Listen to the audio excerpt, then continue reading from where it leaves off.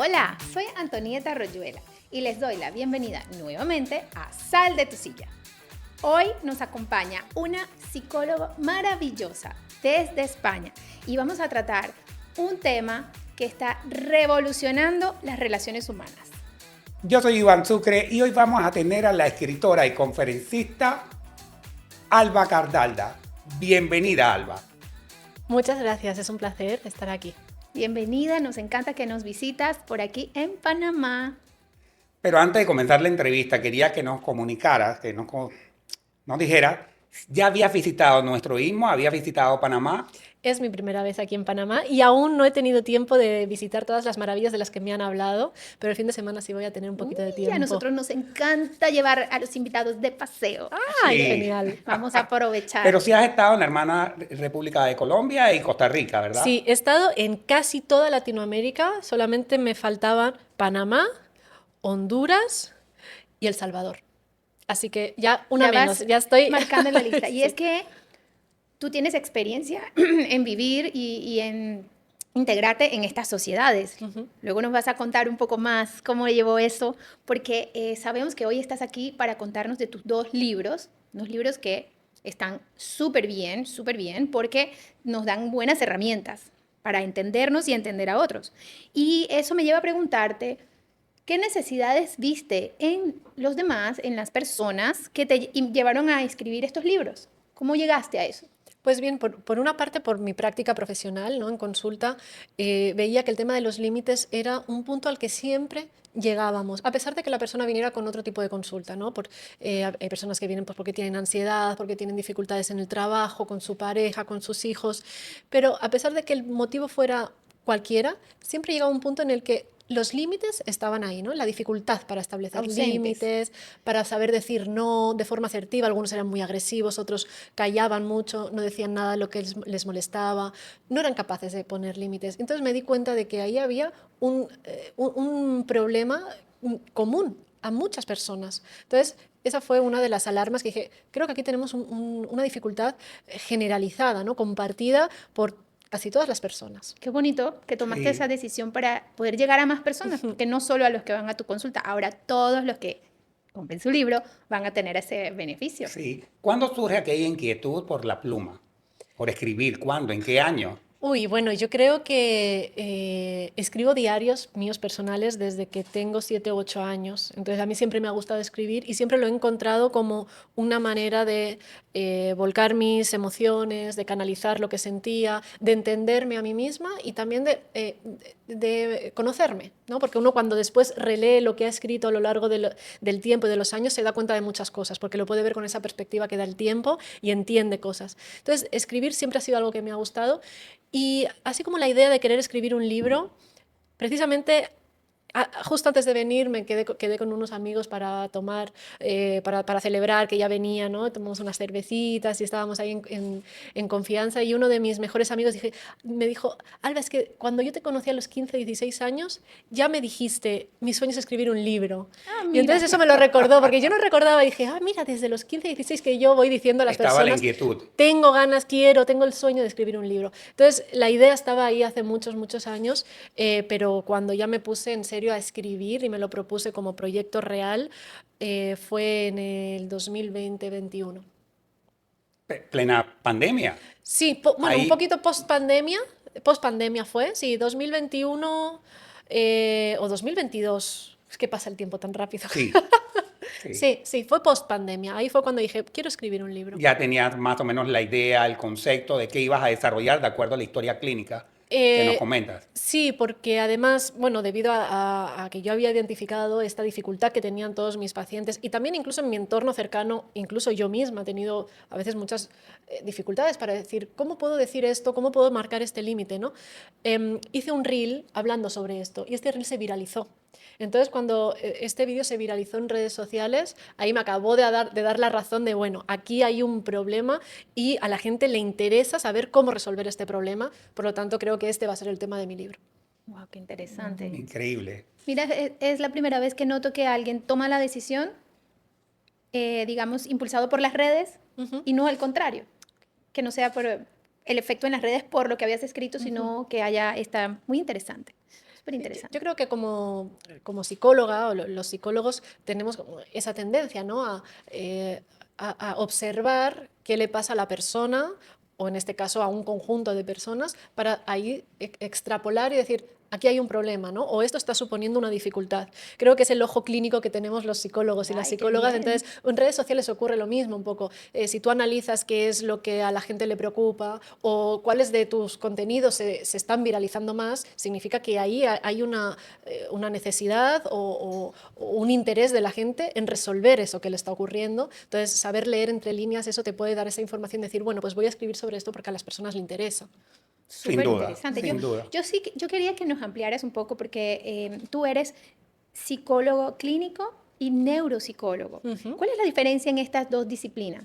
La psicología, bueno, tiene muchas ramas, ¿no? Te puedes dedicar a los recursos humanos, puedes ser psicóloga social, psicóloga clínica, psicóloga especializada en género, muchas ramas como que la mayoría de las profesiones. La psicología clínica, por decirlo de una forma sencilla, es el psicólogo que todos tenemos en la cabeza de sentarse para tomar notas mientras viene alguien y le explica qué es lo que le preocupa, cuáles son sus dificultades, qué es lo que le tiene triste o que tiene dificultades del estado de ánimo, ¿no? Y puede diagnosticar, puede mandar un tratamiento y empezar un plan terapéutico para resolver eso, sea ansiedad, sea depresión, sea dificultades en sus relaciones. Eso es lo que hace un psicólogo clínico. El neuropsicólogo lo que hace es estudiar la relación que hay entre el cerebro y la conducta. Un cerebro sano o un cerebro patológico. Patológico me refiero a unas personas que tienen cualquier tipo de enfermedad degenerativa, puede ser Alzheimer, puede ser un ACV o cualquier tipo de enfermedad que... O una lesión por una un lesión, accidente. una lesión cerebral, exacto, un Wow. traumatismo. Entonces, eso sería un cerebro con algún tipo de patología. ¿Cuáles son los síntomas de esa patología? ¿Cómo se comporta una persona que ha tenido un ACV o que tiene un tumor en un área concreta del cerebro o que está debutando con una patología como un Alzheimer? ¿Qué es lo que le ocurre a esa persona? ¿Cómo lo podemos diagnosticar? Porque encontramos esos síntomas. Y una parte muy importante, ¿cómo se puede, si es que se puede, rehabilitar? Una persona con una enfermedad neurodegenerativa, como dice la palabra, va degenerando y no se puede curar, pero sí se puede refrenar un poco. O Si despertar otras habilidades. si se trabaja, ¿no? si se hace un trabajo que se llama estimulación cognitiva, es decir, si se trabaja la memoria, la atención, la capacidad del lenguaje, las capacidades motrices. Entonces, esto se puede refrenar un poco en este tipo de enfermedades, pero hay otros tipos de enfermedades o de accidentes cerebrovasculares que sí se puede rehabilitar. Okay. Entonces, el neuropsicólogo también hace eso. Entonces, el neuropsicólogo está un poco más en relación a lo que es el cerebro y sus déficits o sus capacidades, y el psicólogo clínico más en lo que son los síntomas del estado de ánimo, las relaciones, enfermedades mentales como esquizofrenia o trastornos de la personalidad, por ejemplo. Wow, qué interesante. Qué interesante. Y todo eso está descargado en tus libros. Bueno, si descargáramos todo, creo que tendría que escribir muchos libros. Sí, creo que una cosa importante es intentar sintetizar y ser concreto. Por ejemplo, ¿no? en este libro hablo pues, de cómo tratar los límites, qué es lo que nos ocurre cuando intentamos poner esto que es la culpa, la sensación de fallar al otro, del egoísmo, por ejemplo, ¿no? Pero soy un poco más concreta. Me encanta escribir y quizá me hubiera extendido para escribir también pues, sobre qué pasa cuando esto ocurre en una persona con tal enfermedad, con tal dificultad. Pero trato de sintetizar mucho y además con un lenguaje muy cercano, muy terrenal, para que sea comprensible para todo el mundo. Súper. Mira que lo que reflexionas me lleva a una pregunta. Si tus libros fueran considerados brújulas, ¿hacia dónde quisieras conducir a tus lectores? Qué pregunta más bonita. Pues creo que lo más importante en la vida de las personas es tener vínculos de calidad, relaciones buenas, relaciones sanas, relaciones que nos hagan sentir queridos y que nosotros también sepamos dar amor a las otras personas, ¿no? Entonces, creo que serían brújulas que dirigirían al lector a tener unos vínculos sanos con las personas que ama y a tener también una relación bonita consigo mismo o consigo misma, ¿no? A tener una buena autoestima, a saberse valorar, a saber cuidarse, así como a uno mismo y a los demás. Creo que ese sería el norte que haría seguir mis Qué brújulas. bonito. Mira que yo he visto tantas cosas que nos están pasando a nosotros con el tema principalmente también del podcast, donde nos pasan muchas consultas, muchas inquietudes, incluso con tu visita fue así. Yo busco la manera, e incluso Anto también, siempre de contestar a todas.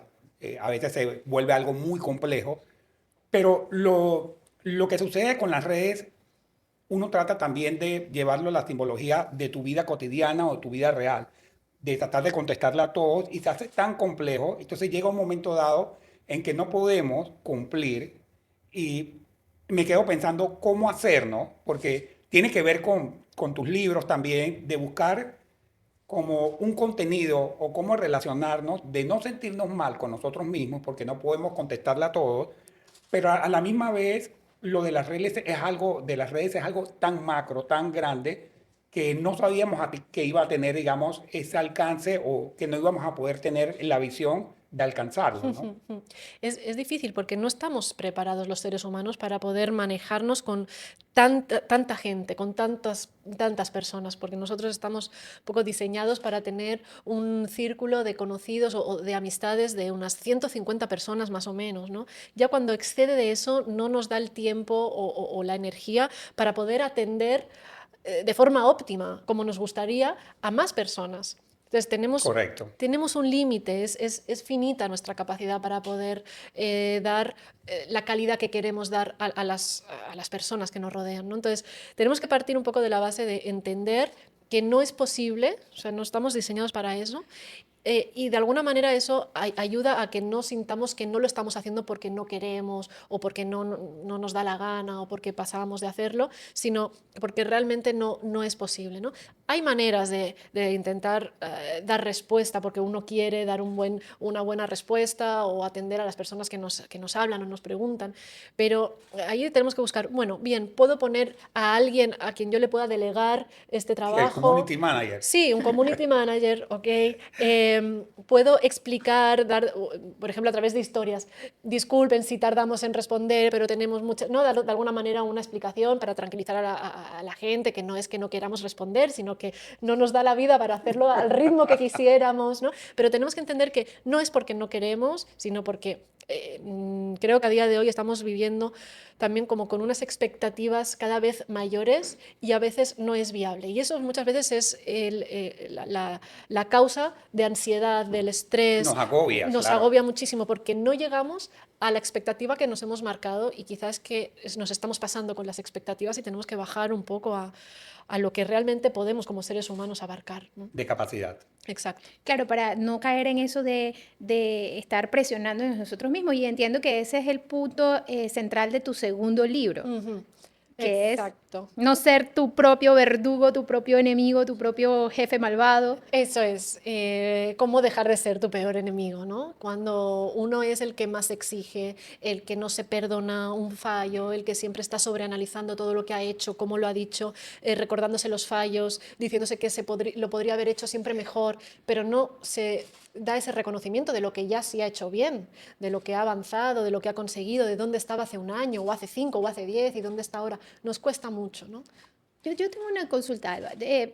Por supuesto, tú tienes mucha experiencia en percibir eso. Estadísticamente, ¿cómo funciona? ¿Realmente es algo natural o lo natural es estar en esa situación, por ejemplo, de no tratarse bien? Y son pocas las personas que sobresalen intuitivamente, que logran sin ayuda externa estar del lado bueno, de tratarse bien. ¿Eso cómo es? Hay varios factores que influyen, ¿no? Uno es la genética y siempre, igual cuando nace un bebé, si tú lo comparas con otro bebé ya puedes ver si uno se ríe más, si el otro no tanto, si uno interactúa más, es decir, si va a ser más sociable, si el otro es más retraído. Entonces, hay factores genéticos que están incluso desde el momento del nacimiento. Y el tema, por ejemplo, de tener una mente, o sea, la capacidad de apertura, tener una mente más abierta o más cerrada, más miedoso o más atrevido, más optimista o más pesimista, hay una parte que es genética, ¿no? Pero hay una parte que pesa más, que es la que vamos aprendiendo a lo largo de la vida y sobre todo en los primeros años de vida, en la primera infancia. A partir, o sea, desde que nacemos hasta los 3 años, después hay otra etapa de los 3 a los 7 años, de los 7 a los 11, 12, luego ya empieza la adolescencia, pero en esos primeros 7 años de vida aprendemos muchísimo. O sea, llegamos al mundo y todo lo que vemos y lo que nos rodea y cómo nos tratan es lo que nosotros damos por sentado y forman nuestras creencias sobre lo que es el mundo, sobre lo que son los demás y sobre quién soy yo. O sea, que somos producto del entorno. Exacto.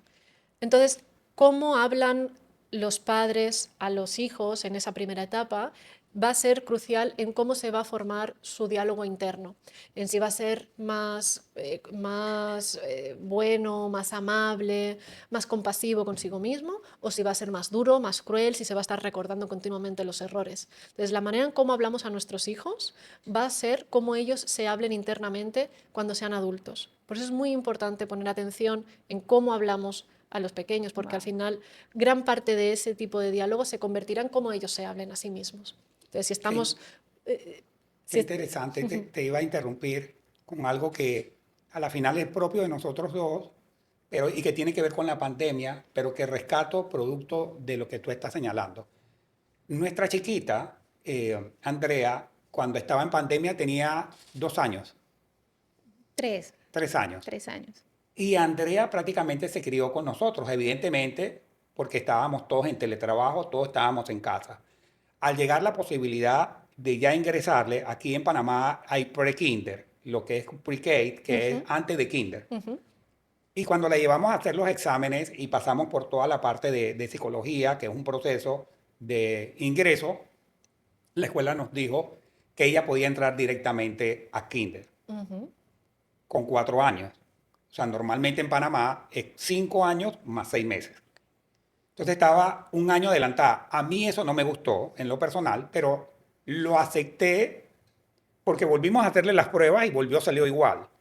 Pero prácticamente me quedo con lo que tú estás diciendo. O sea, no estuvo, sin desmeritar la labor que hacen ellas, con la persona de servicio o con el televisor o con la tablet o con el celular. Estuvo con los dos padres durante el periodo de pandemia. Entonces, me podría yo concluir que como ingrediente que parte de eso fuimos, que convivió mucho con nosotros el día a día.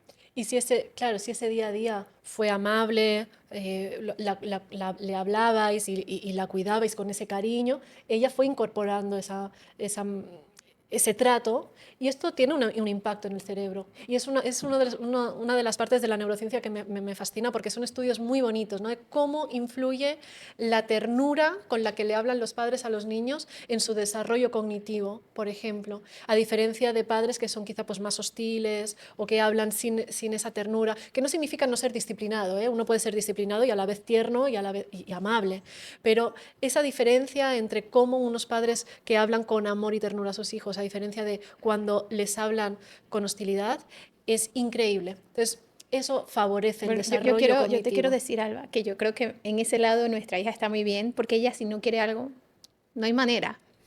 Bien. No, la verdad es que no me apetece. Ve tú, mami, yo te espero. Bueno, fantástico. Y yo quería que fueras conmigo. Sí, lo sé, pero la verdad es que no quiero ir. Bueno, Entonces está siendo está bien. asertiva, Sí, está siendo coherente con lo que ella quiere, con lo que necesita. Y hay una cosa importante que es que lo está diciendo con respeto y no tiene miedo de decírtelo. Sí. No tiene miedo de una reprimenda a decir lo que realmente quiere. Y eso es muy importante cuando se trata de los padres, porque son las personas con las que va a construir el vínculo de mayor confianza, ¿no? El día de mañana, si de adolescente tiene algún problema y no se ha ido cultivando esa relación de confianza, ¿a quién le va a explicar?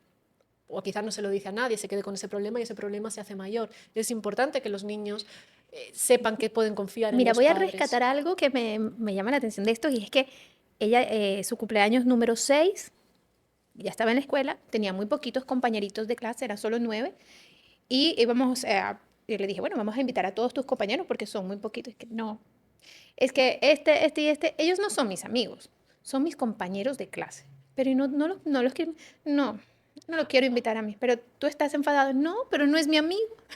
¿Y con qué edad? Pequeña, 6 años.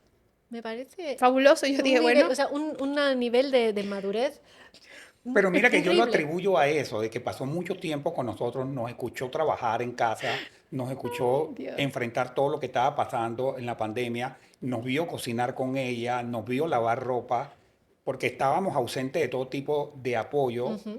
incluso de los pocos familiares que tenemos acá. Entonces, yo siento que eso aportó, rescatando mucho las reflexiones que tú estás estableciendo a través de lo que nos comunicas del libro.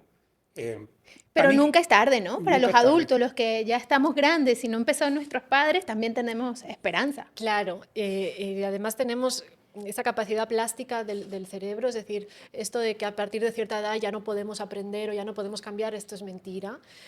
Siempre tenemos esa capacidad para cambiar, para aprender, pero es verdad que cuanto más tiempo tardamos, quizá más nos cuesta, ¿no? Porque cuando somos niños nuestro cerebro es una esponja y no es lo mismo aprender un idioma desde los 2 o 3 años que ponerte a aprender con 30 o con 50. ¿Puedes aprender? Sí, te va a costar un poco más, ¿no? Con los procesos, con los cambios, con la conducta, con lo que uno quiere incorporar, con los hábitos, ocurre un poco igual. No es lo mismo incorporar un hábito ya desde pequeñito, a incorporarlo cuando ya uno es más adulto. Pero la capacidad del cerebro de cambiar y de establecer nuevas conexiones neuronales y debilitar las que ya no queremos, eso está siempre en nuestro cerebro. Y tú nos ofreces con tus 2 libros esas herramientas para que podamos tener, por lo menos empezar en ese proceso. A mí me encanta porque Alba nos está dando un libro para tratar a los demás y uno para tratarnos a nosotros mismos. Sí, es Primero vino correcto. el de los demás Ajá. y eso supongo lo interpreto de lo que decías antes, ¿no? Que era muy recurrente, esa necesidad en la que siempre estamos sufriendo porque no podemos, no entendemos cómo poner límites. ¿Qué consejo puedes darnos así muy práctico para poner límites y no tener que llegar al extremo de, Bien. el extremo de tener que... Exacto. No queremos romper las relaciones que tenemos. Al final es un libro que explica, da muchas herramientas, es como una guía muy práctica para empezar a tener esas conversaciones que son incómodas Las conversaciones con incómodas. gente que queremos. Y luego también con gente que quizás no queremos, no tenemos por qué tener un vínculo tan cercano, pueden ser compañeros de trabajo o puede ser con la persona que se nos cuela en la fila del supermercado, ¿no? Hay gente que no dice nada, hay gente que, oiga, disculpe, pero estaba yo antes, o hay gente que responde de una forma muy agresiva, ¿no? Ya. Entonces, bueno, hay diferentes niveles. Lo importante, creo que a todos lo que más nos importa es cómo establecer límites con esas personas a las que queremos, pero se nos hace más difícil. A veces una mamá muy entrometida, a veces un hermano, una amiga, un amigo, la pareja. ¿De qué manera podemos poner esos límites sin dañar la relación o sin Ya. dañar al otro? Pero no queremos seguir guardándonos o no queremos seguir Dañándonos. aguantando ciertas cosas, ¿no? Bien, lo primero es saber cuáles son nuestros límites, porque no son los mismos los límites que tengo yo, que los que tienes tú, que los que tienes tú. Quizá a mí me molesta mucho algo que a ustedes no, y a ustedes les molesta algo que a mí no, ¿no? Entonces, primero saber cuáles son mis límites. Por ejemplo, en mi pareja, pues para mí un límite es la sinceridad, la honestidad, el apoyo, pero no me importa tanto si es una persona que no tiene iniciativa, por ejemplo, ¿no? Siempre soy yo la que tiene que pensar qué planes hacer. Bueno, quizá para otra persona es muy importante que su pareja tenga iniciativa y ese es un límite no negociable. Bueno, primero es reflexionar cuáles son mis límites negociables y cuáles son los no negociables. Es decir, cuáles no voy a tolerar faltas de respeto, mentiras, etcétera, y cuáles puedo ser un poco flexible. Entonces, cuando ya tenemos claros cuáles son esos límites, ahí vamos a decir, bueno, ¿en qué relaciones esto se cumple y en cuáles no? ¿A quién se ¿A lo quién tengo sí? que pedir y a quién Exacto, no? pues mira, yo creo que con mi madre me pasa esto, ¿no? Que siempre está dando su opinión y de una forma un poco hiriente cuando yo no se la he pedido y a mí esto me duele. Bueno, ¿de qué manera puedo hablar con ella sin ser grosera, sin ser hiriente, pero que entienda bien cómo yo me siento?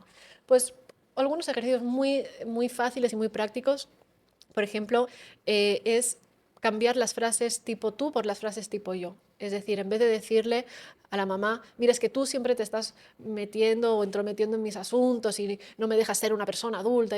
No, es, mira, mamá, yo me siento que intentas sobreprotegerme muchas veces y esto a mí me hace sentir que quizás no confías en cómo yo pueda tomar las decisiones y a mí me gustaría, ¿no? Cambiamos Que quede una reflexión en ella. Exacto, cambiamos la acusación hacia la persona a, mira, yo me siento así con esto, ¿no? Cambiar los mensajes tipo tú por mensajes tipo yo. De esta manera lo que hacemos es no empezar atacando en esa conversación, porque cuando atacamos a la persona o la criticamos directamente, lo decimos en ti está el fallo, lo que hacemos es que esa persona se pone a la defensiva. Y cuando sentimos que nos atacan y nos ponemos a la defensiva, ahí ya no hay más negociación. Estamos con los puños en alto y ya no entramos a intentar entender a la otra persona. De hecho, nuestra capacidad de empatía se bloquea y ya no hay manera de entender a la otra persona. Por lo tanto, estratégicamente lo que tenemos que pensar es, bueno, ¿de qué manera yo puedo decirle lo que pienso o cómo me siento sin que la persona se sienta atacada? Bueno, pues en vez de decirle, tú eres una entrometida, dile, yo siento que cuando me dices estas cosas no puedo tomar yo mis decisiones y me hace sentir mal, me gustaría que confiaras más en mí. Por ejemplo, ¿no? Qué bonito. Qué bonito. Qué bonito. Anto, permíteme el libro, por favor. Que voy a hacer una consultita aquí. ¿Y de dónde surge este nombre? Que a la final me pesa la boca en decirlo, pero que todos conocemos ya definitivamente cómo mandar a la mierda de forma educada. ¿Cómo surge ese título? ¿Cómo se te da la idea? Que yo creo que a la final es, como bien tú explicas, el contenido trata más como de la forma en que debemos manejar los límites para no llegar al título. Ajá. Pero quería que también nos dijeras a toda la audiencia de Sal de tu Silla, ¿cómo llegas con esta creatividad a establecer que este va a ser el título de tu libro? Pues como le explicaba a Anto su pregunta de cómo surgió, yo hice un reel, un vídeo en mis redes sociales que se viralizó y que hablaba de esto, ¿no? De cómo poner límites, pero lo hablaba desde qué hacer cuando uno tiene ganas de mandar a la mierda a alguien y no puede, porque es el jefe, porque es la suegra, porque es la pareja, a veces, ¡ay, no! Que querríamos agarrar del cuello Que porque... te lleva a ese punto. Que te lleva a ese punto, ¿no? ¿Qué hacer? ¿Cómo hacerlo de una forma más asertiva, más educada? Entonces, de ahí surgió la idea, o sea, ese vídeo que todo el mundo se sintió reflejado, identificado, ahí fue que dije, bueno, es que es la manera más coloquial y que todos entendemos de decir cuando estás harto o harta de algo, cómo poder poner ese límite, ¿no? Hay una cosa que dijiste hace un momento que era para no dañar relaciones. O sea, cuando ya llegamos a ese extremo de mandar allá, a la mierda, a esa persona o esa situación, es porque ya prácticamente tú estás muy agotado. Exacto. Y casi prefieres no tener ninguna relación que hacer algo. Y esto me lleva a otra reflexión que es, poner límites es una acción consciente, no pasa por casualidad. Tengo que meditarlo, tengo que internalizarlo, Claro, identificarlo, buscar a mi objetivo. Y tú decías también algo de analizar a la persona con la que yo quiero mantener, rescatar esta oportunidad, esta relación, ¿no? Y es una oportunidad que te da, que tú te das cuando dices, bueno, voy a poner límites. Y a lo mejor no va a funcionar a la primera, o cómo funciona. Claro, es difícil que funcione a la primera, sobre todo cuando no estamos acostumbrados a hacerlo o cuando la otra persona también nunca le han puesto un límite. Hay personas que nunca le han puesto un límite o no son capaces de aceptar un no. Entonces, esos abuelos, esos jefes. Claro, exacto. Hay personas, bueno, que por ciertas circunstancias no aceptan un no por respuesta. Por la ¿no? autoridad. Exacto. Entonces ahí, bueno, hay diferentes, yo siempre digo que este libro es un poco como un videojuego, porque empieza como en la pantalla fácil y a medida que te vas pasando la pantalla vas subiendo de dificultad. De complejidad. Interesante. Exacto. Hay más herramientas allí. Claro, cada vez van más herramientas, ¿no? No es lo mismo ponerle límites a una amiga que sabes que es respetuosa y que va a entender tu punto de vista que ponerle límites a un jefe manipulador. No es lo mismo, el nivel de dificultad es otro completamente diferente. Entonces tenemos herramientas para todo, ¿no? en el libro. Es importante saber identificar o analizar un poco a la persona para saber con qué palabras te va a entender mejor y va a ser más efectiva el poner ese límite. Y de ahí hace falta un poco de psicología, de saber leer entre líneas al otro y de saber, como yo digo, como explico en el libro, cómo funciona su mapa mental. ¿Cuáles son las cosas importantes para la otra persona?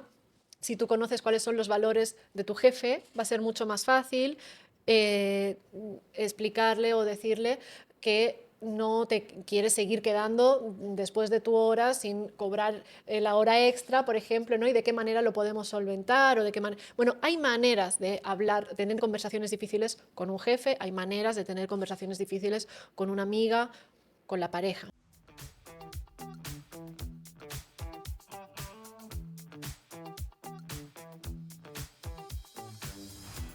Una vez más, estamos en Sal de tu Silla gracias al Hombre de la Mancha, quien nos invita a aprender a hablarnos bonito con el libro Cómo dejar de ser tu peor enemigo, y nos invita también a poner límites sanos, cómo mandar a la mierda de forma educada.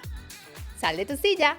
Entender cómo funcionan los seres humanos, si bloqueo la empatía no voy a tener negociación, porque para poder negociar significa que yo quiero soltar por el beneficio de ambos. Entonces, esto también nos permite tener esas pequeñas iluminaciones, obviamente, no todo, pero pienso que todos los que están detrás de esta pantalla les iría muy bien darse su lectura por los 2 libros, porque me parece que tal vez si no prestas atención a lo que tienes dentro va a ser mucho más difícil poner afuera estos límites, ¿no? Claro, y además, si uno no se respeta a sí mismo, ¿no? Si uno no respeta sus límites o lo que a uno le molesta, a uno lo que le hace daño, va a ser incapaz de explicárselo a los demás o de poner el límite y mantenerlo, que eso es una cosa difícil también. El primer paso es poner el límite, el segundo paso es mantenerlo, porque ya si nos empiezan a manipular o hacen el amago de que se enfadan, si yo pongo este límite, ahí es cuando retiramos el límite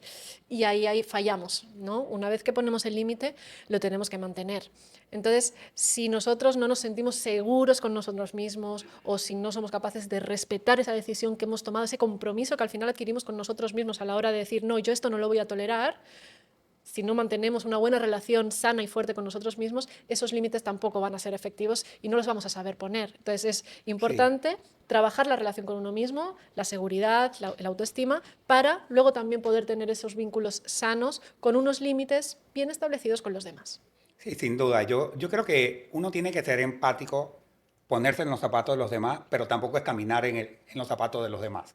O sea, una cosa es ponerse en los zapatos, pero tampoco es que voy a salir corriendo con los zapatos de los demás. Claro. Y esa es parte de no ponernos nuestros límites, de no entender cómo tolerar y cómo mandar ese mensaje sin que haya una necesidad de romper la relación, ¿no? Claro, no queremos, normalmente no queremos romper una relación, queremos que se mejore o queremos que ni la otra persona ni nosotros nos moleste algo, nos hagan sentir mal algo, ¿no? Por ejemplo, si yo estoy con un grupo de amigos y yo en un momento le he explicado a un amigo una intimidad mía y en ese momento cuando estamos todos, esa persona lo dice y a mí eso no me ha gustado, ¿no? Entonces yo puedo callarme y no decirle nada. Y más nunca le cuento no, nada. Exacto. Más nunca más le vuelvo a contar, más ya no quedo contigo porque me he enfadado, pero sin embargo no te explico por qué, ¿no? Entonces, esa forma de reaccionar que Porque puede ser que él esté pensando que no ha hecho mal. Exacto. Que no sabía que era un secreto. Efectivamente, estamos hablando de alguien que no lo ha hecho con mala intención, ¿no? O que se le escapó, o que no sabía que era tan importante para nosotros, no sabía que era algo tan íntimo.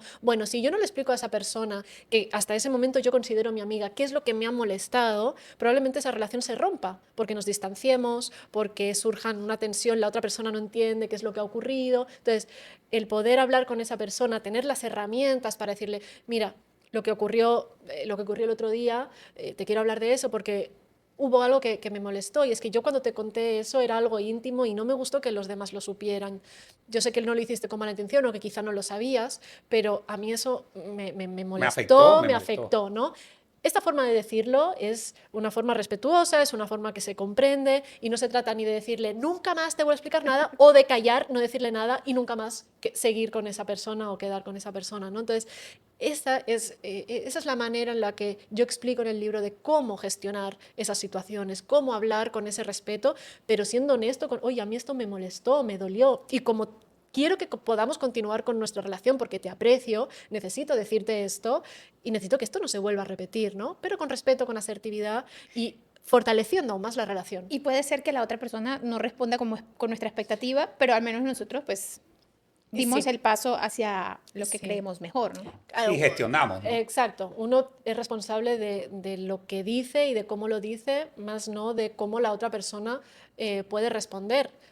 Hay personas que no toleran que les diga Nada. esto no me gustó. Bueno, eso no es responsabilidad de uno, ¿no? Sobre todo eso, cuando lo dice con respeto, lo dice con asertividad. Si la otra persona no tiene ni un poquito de tolerancia en aceptar que a veces uno se equivoca o que algo que ha hecho quizá a mí no me puede gustar, ya no es responsabilidad nuestra. Y tenemos que aprender a soltar esa responsabilidad de cómo se lo va a tomar el otro. La responsabilidad de uno es decirlo con respeto y asertividad. Ya cómo se lo toma el otro, su ¿Cómo reacción, lo recibe? es responsabilidad de la otra persona. Yo tengo una pregunta. ¿Por qué un tigre sonriendo? Uy, qué interesante. Yo, mira, yo voy a responder por mí. Yo pienso que ese es, digamos, el concepto antes de llegar a mandar. Como me convierto en un tigre antes de. Va por ahí, Va por ahí sí, la va cosa, por la ahí, adivinanza. exacto, sí. El tigre, tal como sale aquí representado, bueno, todos sabemos que el tigre es un animal que si quiere puede sacar su zarpa o sus dientes, ¿no? Y te destruye. Y te destruye. Pero sale ahí como con una sonrisa, manteniendo como... Un soporte. Sí, ¿no? Entonces es un animal que si quiere puede ser agresivo, pero ahí está mostrando como una sonrisa de te puedo... puedo Te ser estoy dando la simpático. oportunidad. Exacto, puedo ser simpático, puedo ser agradable, pero no te pases porque también puedo sacar mi zarpa. Ajá, y Ah, qué bien. Entonces viene un poco por ahí, de yo puedo ser asertivo, puedo ser agradable, pero si tú no respetas esos límites que yo te estoy poniendo bien y con respeto, también puedo decir hasta aquí. No te olvides que soy un tigre. Efectivamente. Estoy siendo Y el amable, de pero este soy un tigre. libro, Y el erizo uy, también tiene su historia. El erizo, como sabemos, pues tiene estas puitas que depende de cómo las utilice, pues puede ser una buena defensa, se puede defender de sus depredadores, pero depende de cómo también se puede hacer mucho daño a sí mismo y se puede pinchar a sí mismo. Entonces, es un poco una analogía de cómo nuestra propia mente nos puede servir para protegernos de las demás personas o de daños, pero también se puede girar en nuestra propia contra y podemos convertirnos en nuestro propio enemigo, ¿no?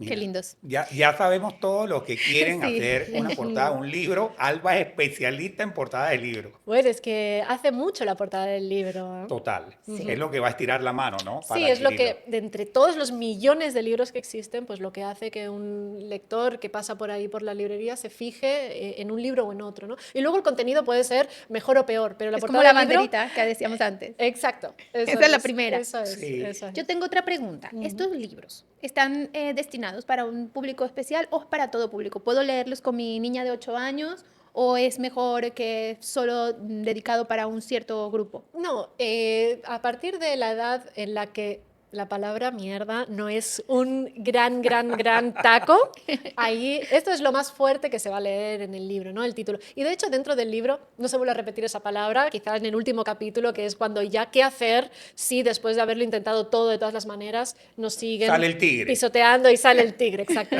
El resto del libro, como digo, está escrito con un lenguaje muy sencillo, no se hace pesado, no utilizo tecnicismos, es un lenguaje muy comprensible para todo el mundo. Es verdad que pues quizá con 8 años habrán conceptos, el concepto de culpa.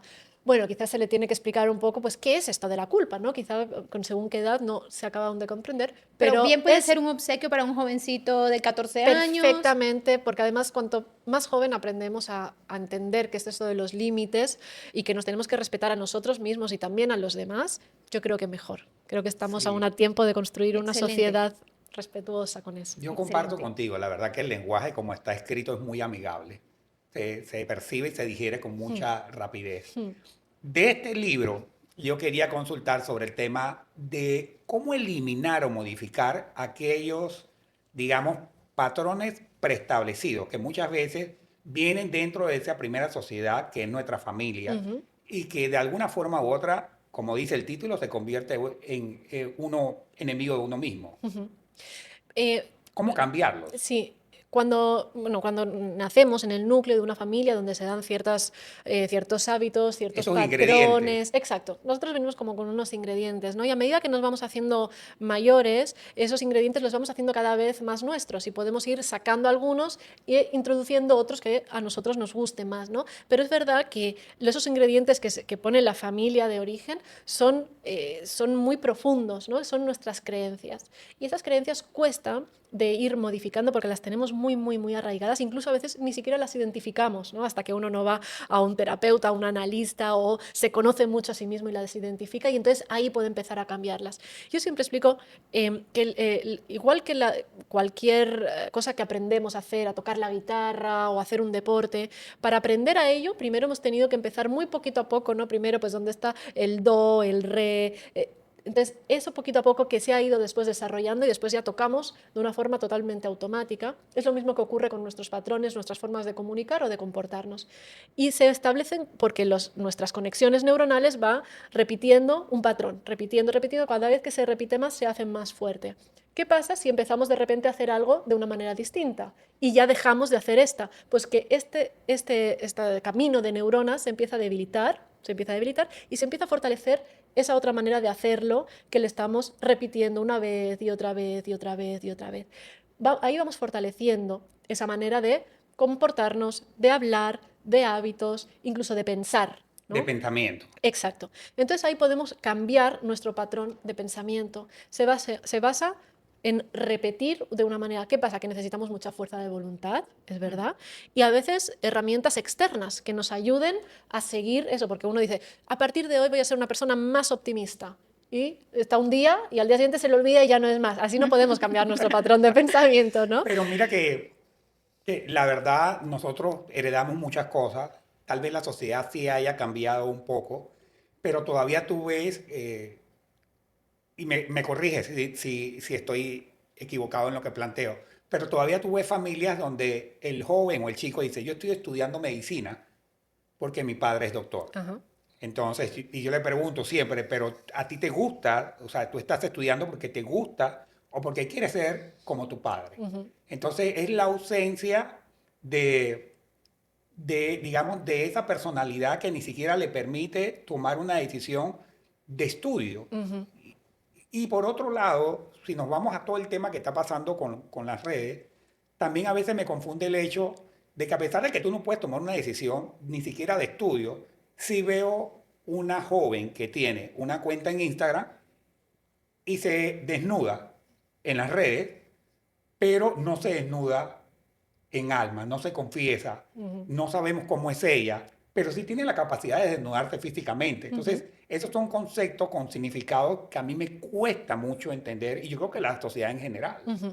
Sí, yo creo que está habiendo un cambio, una mutación de valores que están cambiando. Los valores que tenemos unas generaciones no son los mismos que las nuevas generaciones, ¿no? Antes, creíamos importantes ciertas cosas y ahora poco a poco eso va cambiando y las redes están teniendo un peso muy importante. Le damos mucha más importancia, o sea, más peso, o al contrario, quizá le damos menos peso a podernos desnudar físicamente, sin embargo, el mostrar las emociones, el mostrar los sentimientos, a eso no, ¿no? Las ocultamos. Y las ocultamos y además esto fomenta mucho la superficialidad en la que hoy en día pues, estamos viviendo, ¿no? Esto se ve en las redes, en el ostentar, en cosas muy materialistas y sin embargo no se está educando a los jóvenes a que pongan el foco más en lo esencial, en lo importante, en lo que hay dentro, en la bondad, en el ser amable con el otro, a cuidar sus relaciones, a que antes de tener un Rolex, pues quizá tienes que tener otras cosas, ¿no? Que son más importantes, aunque no las puedas presumir hacia el otro. Y esto es algo que a mí personalmente me preocupa porque no creo que nos lleve a buen puerto.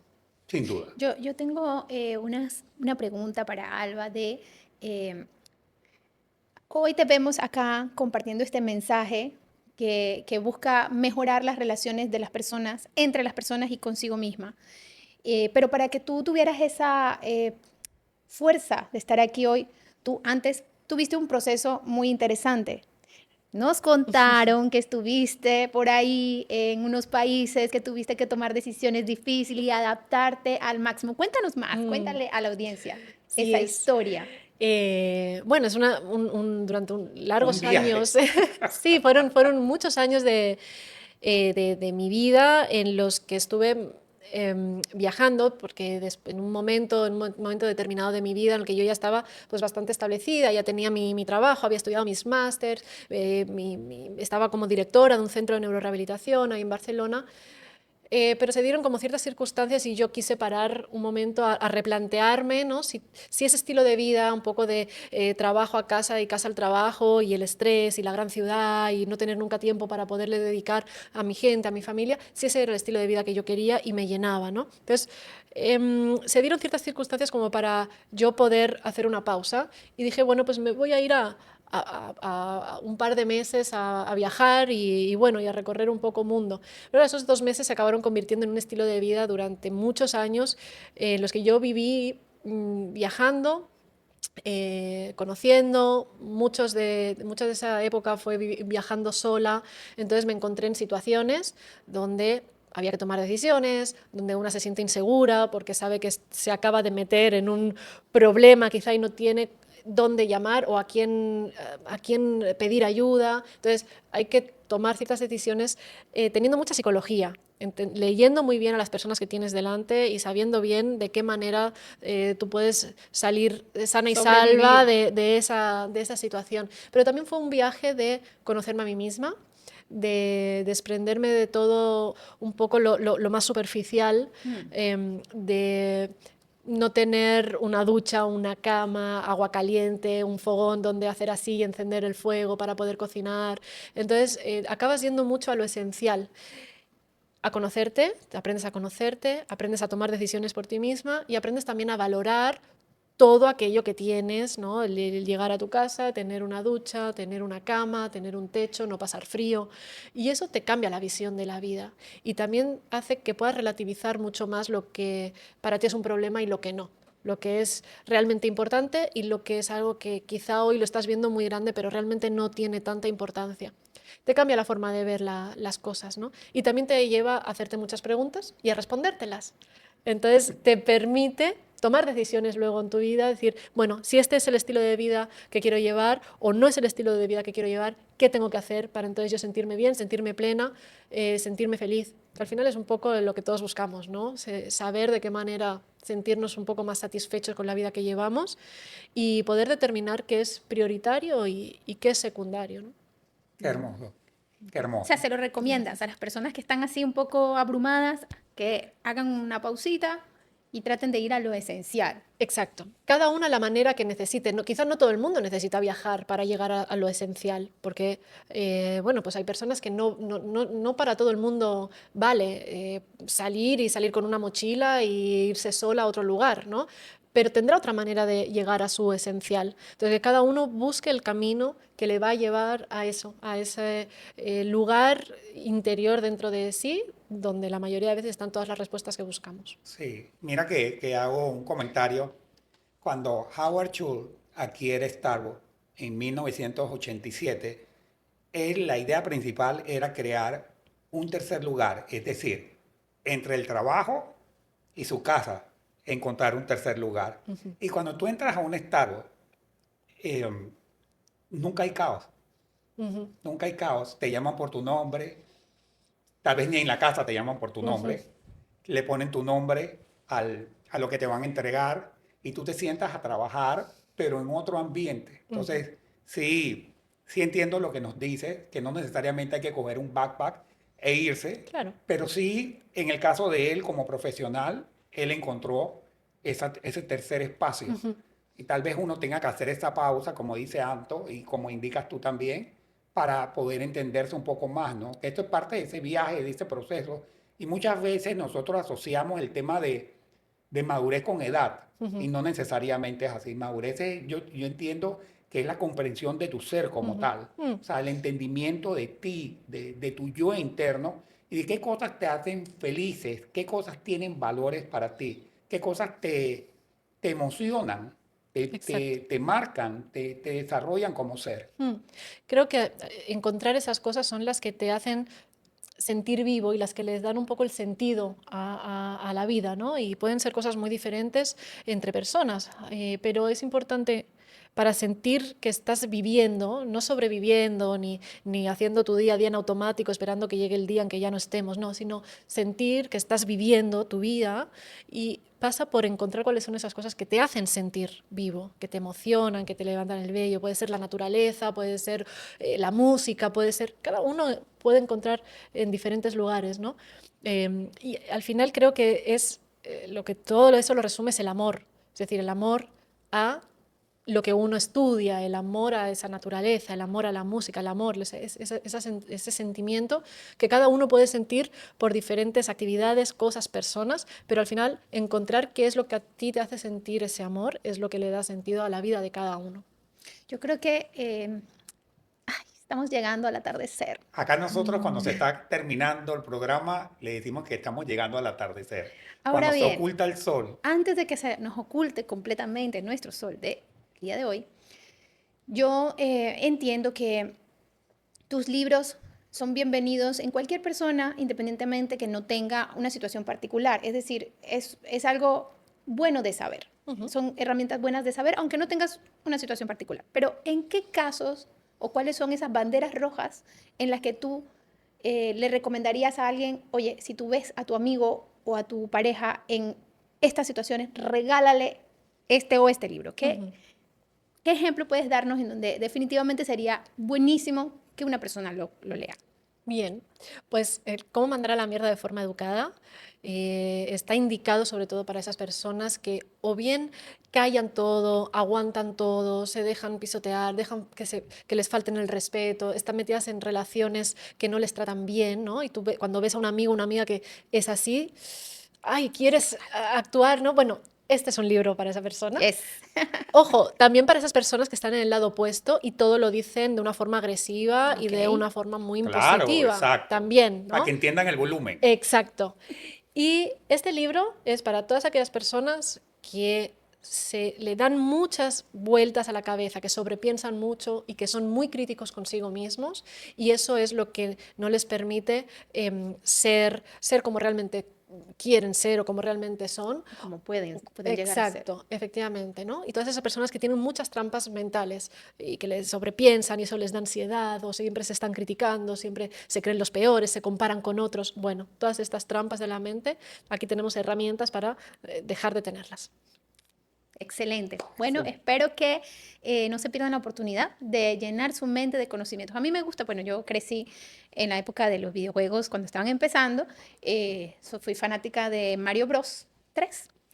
Y para mí, este tipo de información son como tener esos poderes guardados, tener la florecita o tener la estrellita, que tú lo vas a sacar cuando lo necesitas. Entonces, está súper bien que se decidan y busquen los libros. Están en El Hombre de la Mancha, ¿no? Están los dos. Correcto. Y aprovechen que Alba es muy accesible, está en sus redes, pueden seguirla si no lo hacen todavía. Y bueno, muchísimas gracias, Alba, por sacar tiempo para nosotros, compartir este rato y esperamos que tu paseo por Panamá sea maravilloso. Muchas gracias. Sí, muchas gracias. gracias de verdad. La verdad que no queremos que sea la primera y última vez que visites nuestro país. Nosotros queremos tener personas como tú que están siempre preocupadas, o yo creo que tienen esos elementos o esos ingredientes que necesitamos todos como sociedad para funcionar mucho mejor. Así que gracias de verdad. Muchísimas gracias a vosotros, ha sido un auténtico placer. Chao. ¡Sal de tu silla!